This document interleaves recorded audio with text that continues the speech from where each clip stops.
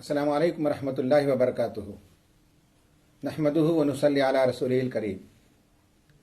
नाज़रीन इकराम, नबी करीम सल्लल्लाहु अलैहि वसल्लम हमारे लिए उसवा हैं। लिहाजा हमारे लिए ज़रूरी है कि नबी करीम सल्लल्लाहु अलैहि वसल्लम की ज़िंदगी के मुख्तलिफ गोशों का मुताला करें। आपकी सीरत को पढ़ने का एक तरीक़ा यह है कि पैदाइश से लेकर दुनिया से रुखसत होने तक की ज़िंदगी के हालात व कवायफ का तारीख़ी तरतीब के साथ मुताला किया जाए। एक तरीक़ा यह है कि मुख्तलिफ अनावीन के तहत आपकी ज़िंदगी का मुताला किया जाए। उनमें से एक उन्वान है क़ियादत साज़ी। नबी करीम सल्लल्लाहु अलैहि वसल्लम क़ायद और रहबर थे और हकीकी मानों में अंबिया ही क़ियादत का फरीज़ा अंजाम देते हैं। क़ियादत दरअसल हिदायत का काम है, रास्ता दिखाने का काम है, लोगों को मंजिल तक पहुंचाने का काम है और अंबिया के अलावा किसी के पास न रास्ते की वो वजाहत होती है, न मंजिल के बारे में वो पुख्ता शऊर और यकीन होता है। तो नबी सल्लल्लाहु अलैहि वसल्लम के अंदर क़ियादत की जो सिफ़ात पैदा हुई वो बचपन से, जब आप ताइफ में परवरिश पाते थे, वहाँ भी मुख्तलिफ हालात और कवायफ में आपने अपने अंदर क़ियादत के बाज़ औसाफ पैदा किए। लेकिन मैं इस मुख्तसर वीडियो क्लिप में आपको ये बताना चाहूँगा कि जब आप सल्लल्लाहु अलैहि वसल्लम 8 बरस के हुए मक्का में रहते थे हज़रत अबू तालिब के पास, तो उस ज़माने में आपने शेपर्ड की हैसियत से, चरवाहे की हैसियत से काम किया। एक मुस्तनद हदीस में बात आई है कि आप सल्लल्लाहु अलैहि वसल्लम ने एक मरतबा सहाबा इकराम के सामने फरमाया कि अंबिया इकराम अलैहिमुस्सलातु वस्सलाम को जिंदगी के किसी न किसी मरहले में बकरियों को चराने का मौका मिला। लोगों ने पूछा कि आपको भी? फरमाया कि हाँ, मैंने भी ये काम किया। 8 बरस की उम्र में आप बकरियों को ले जाते थे और चराते थे। क़ियादत की सिफात या क़ियादत के सिलसिले में आपका जो जहन बना, उसमें ये पीरियड, ज़िंदगी का ये फेज़ भी बहुत इम्पॉर्टेंट है। 3 बातें याद रखिए क़ियादत के हवाले से। नंबर 1, नबी सल्लल्लाहु अलैहि वसल्लम जब बकरियों को लेकर निकलते थे सुबह में, तो ज़रूरी होता कि हर दिन चराने के लिए जहाँ घास मुयस्सर हो वहाँ ले जाना होता है। तो फिक्सिंग ए टास्क क़ियादत साजी में, क़ियादत के डेवलपमेंट होने में बहुत ज़रूरी है कि पहला ये तय करें कि टास्क क्या है।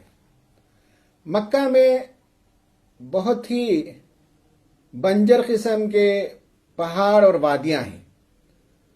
ऐसा नहीं है कि रोज़ाना बकरियों को जहां चाहे ले जा सकते हैं। हरी भरी घास, हरी भरी वादियां वहां मुयस्सर नहीं है। ये बहुत बड़ा टास्क है कि आज बकरियां इस वादी में घास खा जाएं तो कल कहां ले जाया जाए। तो कल किसी और स्टेशन का तयन करना पड़ता है, परसों किसी और जगह ले जाना पड़ता है।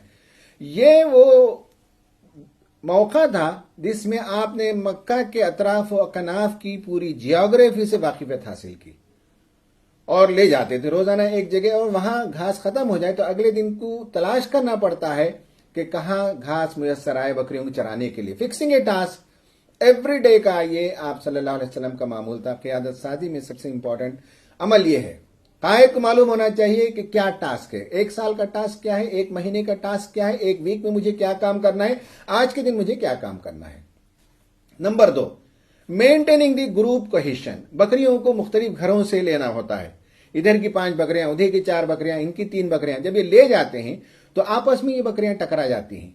इनका ग्रुप कोहेशन मेंटेन करना पड़ता है। कोई बकरी बाहर निकल जाती है, उनकी इज्तिमाइयत को बाकी रखना पड़ता है। एक एक बकरी की हिफाजत भी करनी जरूरी है और ग्रुप कोहेशन को बाकी रखना यह क़ियादत के लिए बहुत जरूरी है। और आपस में ग्रुप के अंदर टकराव होने ना पाए, आप सल्लल्लाहु अलैहि वसल्लम इसको मेंटेन करते थे। क़ियादत का ये गुर भी आपने सीखा कि कैसे मुख्तलिफ मिजाज के लोगों को साथ में लेकर एक मंजिल की तरफ आगे बढ़ा जाए। ये सिफत पैदा हुई इन बकरियों को पालने से कि जिनका ग्रुप कोहेशन आप मेंटेन करते थे। तीसरी बात यह है कि taking care of individuals need. एक एक बकरी को नाम से पुकारना, एक एक बकरी के सिफात को याद रखना, एक बकरी अगर बीमार हो जाए तो उसे अपनी गोद में लेना, उसकी मरहम पट्टी करना, اور بکریوں کو نام سے پکارنا، ان سے انسیت پیدا کرنا، اس لیے کہ چرواہا اور بکریوں کے درمیان ایک انسیت پیدا ہو جاتی ہے تو ایک آواز میں وہ لپک کر بکری آتی ہے. تو ہر ایک انڈیویجول کے ساتھ تعلق کو مضبوط کرنا اور مینٹین کرنا، یہ قیادت سازی کے عمل میں سے ایک بہت ہی اہم عمل ہے. اور آپ صلی اللہ علیہ وسلم نے بحیثیت نبی یہ جو کام کیا کہ ایک ایک فرد کے ساتھ آپ کا تعلق ہوا کرتا تھا، ان کی ضروریات سے واقفیت ہوتی تھی، یہ شپرڈ کی حیثیت سے آپ نے یہ سیکھا تھا. تو ہر دن ایک ٹاسک ہو، یہ آپ نے اس میں سیکھا. دوسرا گروپ میں جو ہے مینٹیننگ دی گروپ کوہیشن، یہ آپ نے سیکھا. اور تیسرا کام اس کے ذریعے سے جو آپ نے دریافت کیا وہ یہ ہے کہ ایک ایک انڈیویجول کے ساتھ تعلق باقی رکھا جائے، اس کی حفاظت کی جائے.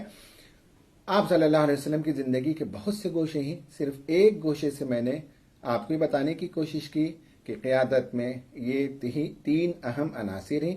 وآخر دعوانا ان الحمد للہ رب العالمین.